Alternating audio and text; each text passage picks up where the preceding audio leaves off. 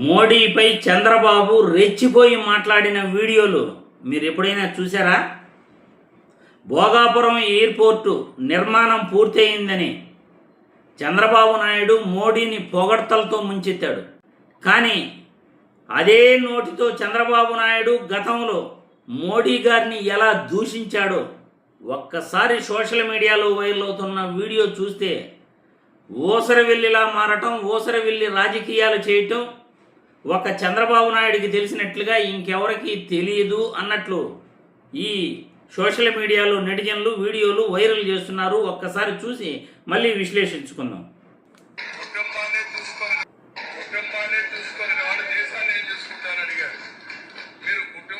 చూసుకోలేకుండా ఉంటే మీరు దేశాన్ని ఉద్ధరిస్తామంటే ఎవరు నమ్మతారని మిమ్మల్ని అడుగుతున్నా. మీకు నోరు ఉండొచ్చు, అధికారం ఉండొచ్చు, ఈడీ ఉండొచ్చు, సిబిఐ ఉండొచ్చు.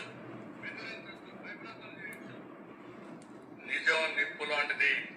ఆ విషయం మీరు గుర్తుపెట్టుకోవాల్సిన. కుటుంబాన్ని చూసుకొని వాళ్ళు దేశాన్ని ఏం చూసుకుంటారని అడిగారు.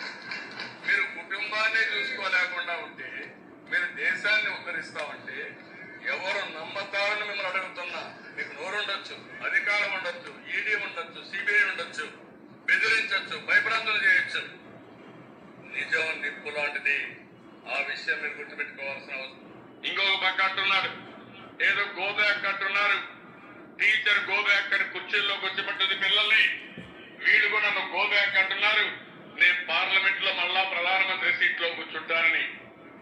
మిమ్మల్ని గో బ్యాక్ అనేది ప్రధానమంత్రి సీట్ లో కూర్చోవడానికి మీకు అర్హత లేదని, గుజరాత్ కు బొమ్మని అక్కడనే మీ ఊర్లో ఉండమని చెప్తున్నారు తప్ప మళ్ళా ప్రధానమంత్రి సీట్ లో కూర్చునే అర్హత మీకు లేదని గట్టిగా చప్పట్లు కొట్టి మీరందరూ చెప్పాల్సిన అవసరం ఉంది.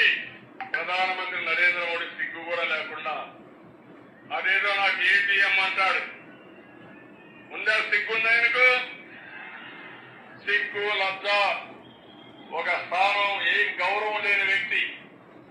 చాలా నా జీవితంలో చాలా మంది వ్యక్తులు చూశారు, కానీ గ్రామంలో ఉండే చిన్న కార్యకర్త ఈ నరేంద్ర మోడీ కంటే 1000 times బెటర్ తమ్ముళ్ళు. అదే వాళ్ళ యొక్క స్తోమత.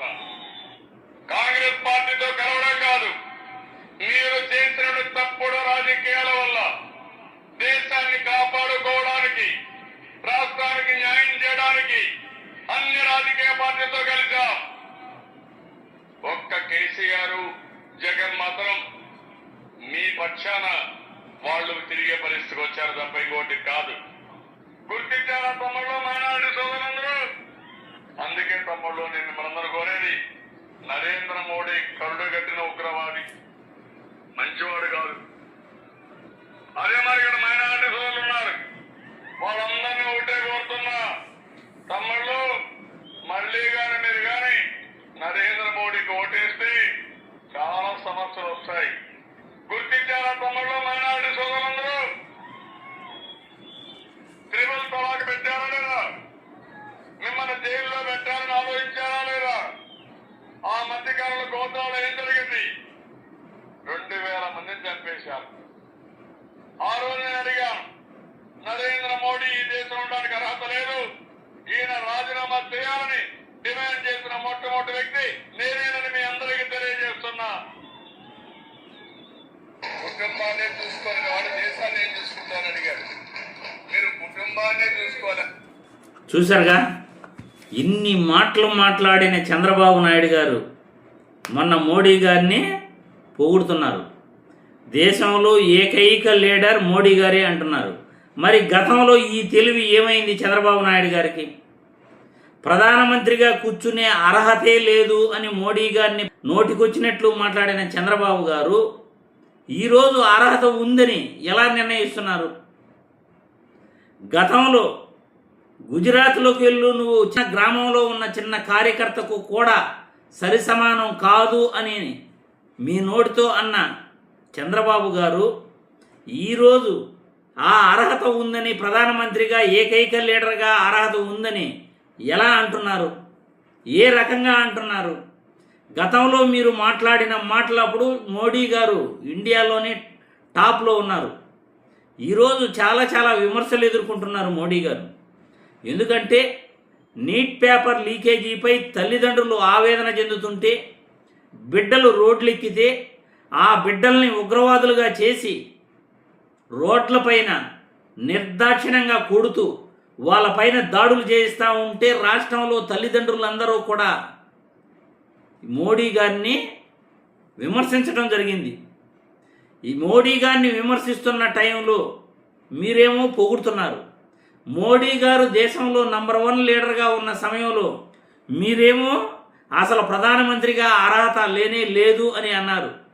చిన్న గ్రామంలో ఉన్న కార్యకర్తతో కూడా సమానం కాదన్నారు. మోడీ గారిని ఉగ్రవాది అని కూడా పేర్కొన్నారు.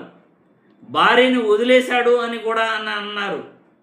వ్యక్తిగత విషయాలతో పాటు ఒక ఉగ్రవాది అని చంద్రబాబు గారు మాట్లాడిన మాటలు ఇప్పటికీ కూడా దేశ ప్రజలు ఎవరూ కూడా మర్చిపోరు.